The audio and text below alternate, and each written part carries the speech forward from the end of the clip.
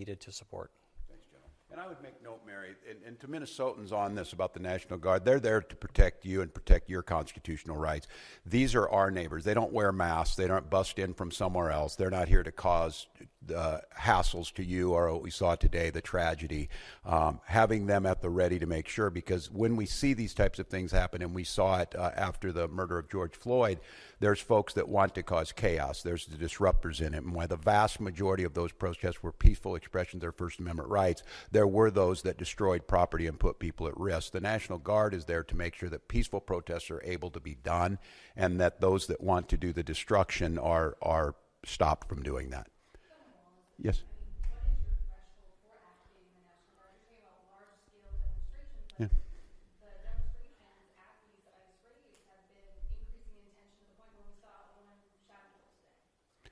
Yeah, and I think apparently by a federal agent, not by Minnesotans who were there to express their First Amendment rights. I think we've seen this to have folks ready. The gatherings that were down there today, I think this shocked everyone. People showed up as they should. There's people putting flowers down on a memorial. There's people expressing their anger. It's just as these situations develop, we decide when we need to move these people out. And I think the local reporters know well on this.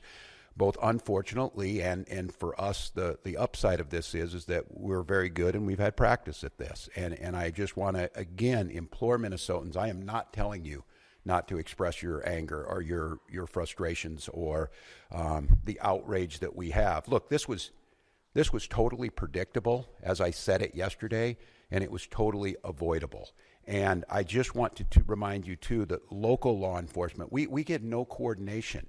They don't tell us they're coming. They don't say why they're sending the largest deployment in American history to Minneapolis. They're not making us any safer. We don't have any of that coordination. They should be talking to us when we do these things. Let us know. We're going to be down here. This is going to happen.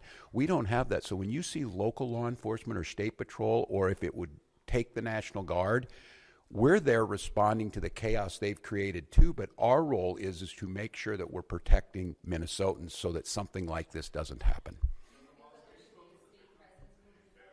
I have not. The question was, have I spoken to the individual's family? No, we do not have a definitive ID on this individual.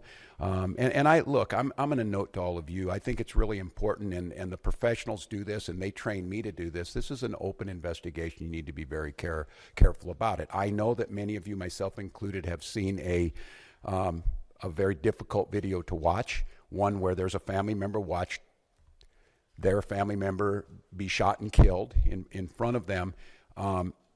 It's beyond me that apparently from the federal government, from the Homeland Security Director herself, has already determined who this person was, what their motive was, and they hadn't even been taken out of the vehicle.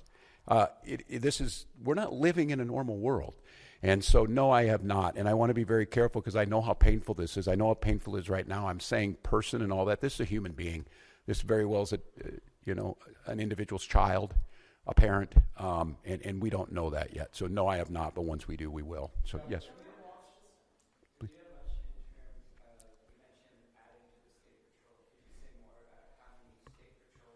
Colonel, would you like to do that?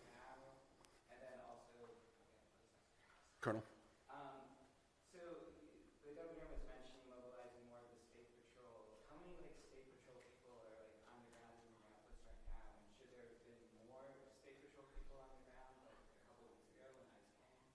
So the question was, how many state patrol troopers have been deployed to the city of Minneapolis? Right now, we don't talk typical numbers because that is considered security information. We do have a specialized team that does deal with crowd control, and so they have been deployed. But again, they are from all over the state of Minnesota, so they will come in tiers to the state. No, it was in response to this event. One more. Sorry, just to clarify the intention of deploying the National Guard, is there any chance that the National Guard will be deployed against federal aides to protect Minnesotans? I'm sorry. What was it? Has the National Guard ever been deployed against federal agents to protect Minnesotans, given the context of what happened earlier today? Well, I said this yesterday. We've never been at war with our federal government. I think in this case that the National Guard is their main mission. They have a dual mission. There's the federal mission when they're under Title 10 orders, and then they're under Title 32 orders. In this warning order, there's nothing officially been done yet. If I am to activate them as the Commander-in-Chief of the Minnesota National Guard, I will issue the executive order to the Minnesota National Guard, and then they will be put in state duty status. And as you've seen over the last few years, that could be flood prevention, that could be after a wind-blowing storm up in the north, up in Bemidji, or it could be COVID or George Floyd response. In this case, again, it doesn't necessarily change the mission. They're there to protect Minnesotans. They're there to serve Minnesotans. I think the thing that is so challenging in the moment we're in is we don't see a desire to work with us on public safety. We hear a demonization of our state.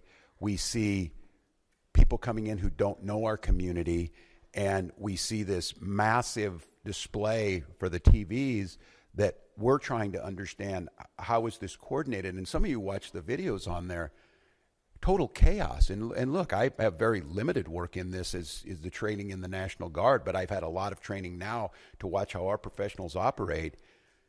After this person was shot, federal agents milling around, touching the vehicle at a crime scene and things. I don't know what to tell you, and I don't quite know how to respond to the question other than my primary responsibility as governor is the protection of the people of Minnesota.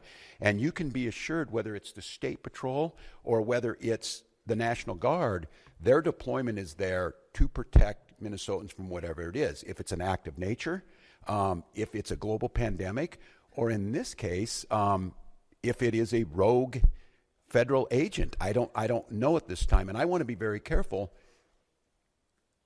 It's unprecedented that we have the federal government's already determined exactly what's happened here and the motives of an individual that we don't even know the name. They don't know the name, and that's very difficult. So, well, one more, Dana.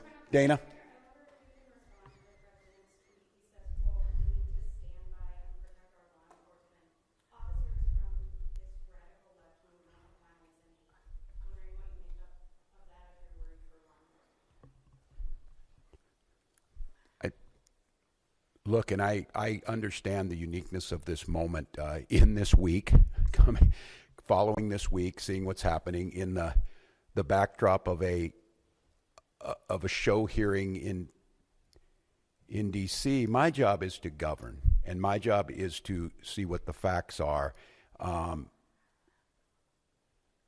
This happened a couple of hours ago, and we're already pitting American against American. All of you saw a video in your eyes. We have a chaotic situation caused by the largest deployment in American history of federal agents into a community with no communication to locals. We had a chaotic situation where an individual is in their car, shot and killed. And so, look, I want to be very cautious here because Donald Trump will make this about me. He will make this about politics. This is about public safety, and this is about normalcy. To Americans who are watching this, if you're in Portland or you're in LA or you're in Chicago or you're wherever they're coming next, stand with us. Stand with us against this. This was so preventable, so unnecessary, and